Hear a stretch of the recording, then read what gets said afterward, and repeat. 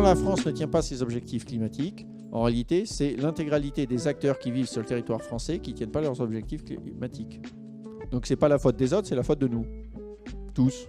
En tant que salariés, patrons, employés, citoyens, élus, tous. Les objectifs de développement durable, ce qu'il faut bien comprendre, c'est que la base de tout, c'est ce qu'on appelle la biosphère. Dit autrement, le vivant, le truc qui nous permet de vivre. On se doit, si on veut vivre longtemps, en tant qu'humanité, on se doit de les protéger. Ça, c'est un point de départ, c'est les fondations de la baraque. Si déjà ça, on ne le fait pas, le reste, ça va être compliqué. Le deuxième truc qu'il faut travailler potentiellement, alors c'est des trucs horribles, hein. D'un point de vue sociétal et politique, c'est horrible. Par exemple, l'objectif que pas trop de monde ait faim. Ouais, c'est socialement pas très responsable. Travailler sur le bien-être, travailler sur l'éducation. On sait que d'un point de vue économique, toutes les études le montrent, ça s'améliore également. C'est un monde qui est différent, mais c'est pas un monde qui est moins bien. Et pour y arriver, par contre, c'est clair, hein, tout le monde s'y met. Voilà. Donc l'idée, c'est d'être adulte et responsable. Dit autrement, l'excuse de c'est pas moi, c'est les autres, bah non, ça marche pas. Faut pas rêver, pipi sous la douche, ça va pas suffire. Trier les déchets, ça va pas suffire. Ah, il faut le faire, mais ça va pas suffire. Ça veut dire que vos modes de transport, vos modes de chauffage de vos logements, si vous construisez vos modes de construction, si vous mangez, la manière dont vous mangez, tout ça, ça doit changer. Donc, sur les biens de consommation, un truc qui est simple, c'est moins acheter.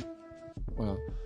Faire durer plus longtemps et faire en sorte d'acheter des trucs qui sont le moins neufs possible. L'alimentation, c'est manger différemment. Réduire sa quantité de viande et réduire la taille des animaux que l'on mange est déjà un acte à très fort impact. Par contre, la question c'est, est-ce que vous avez besoin d'un char pour rouler tout seul dedans? Peut-être pas. Mais un tank électrique, c'est pas mieux, hein. Dès que je fais des parcours, il faut que je réfléchisse à deux fois. Est-ce que je prends ma voiture ou est-ce que j'y vais à pied ou est-ce que j'y vais à vélo? Si je suis obligé de prendre ma bagnole, je prends une voiture plus petite et je roule moins vite. C'est bête, mais ça permet de diviser par 30% sa consommation. Et le principal retard sur le développement des énergies renouvelables en France, il est sur le renouvelable de chaleur. Donc virer du mazout et du gaz par une pompe à chaleur, c'est participer à ce que la France ne se prenne pas une amende.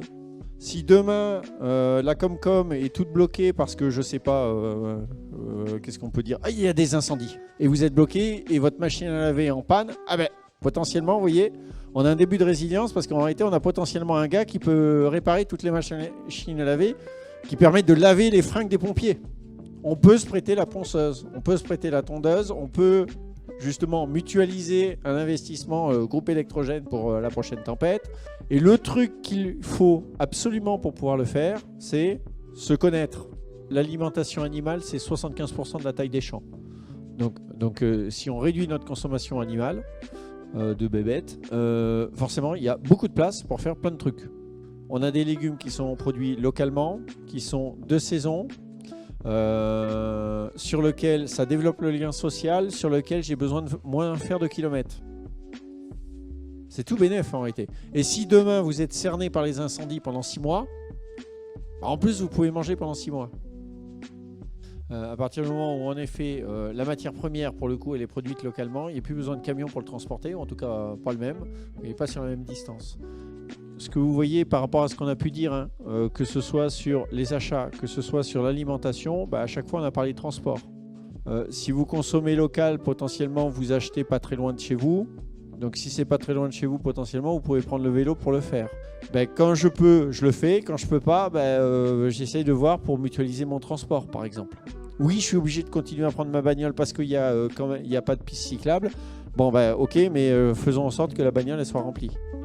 Et donc la résilience, ça aide à ça, ça aide à développer un tissu local, ça aide à développer des relations et ces relations, ça permet d'aider aussi les autres quand ils auront besoin ou on sera aidé soi-même parce qu'on aura aidé les autres avant.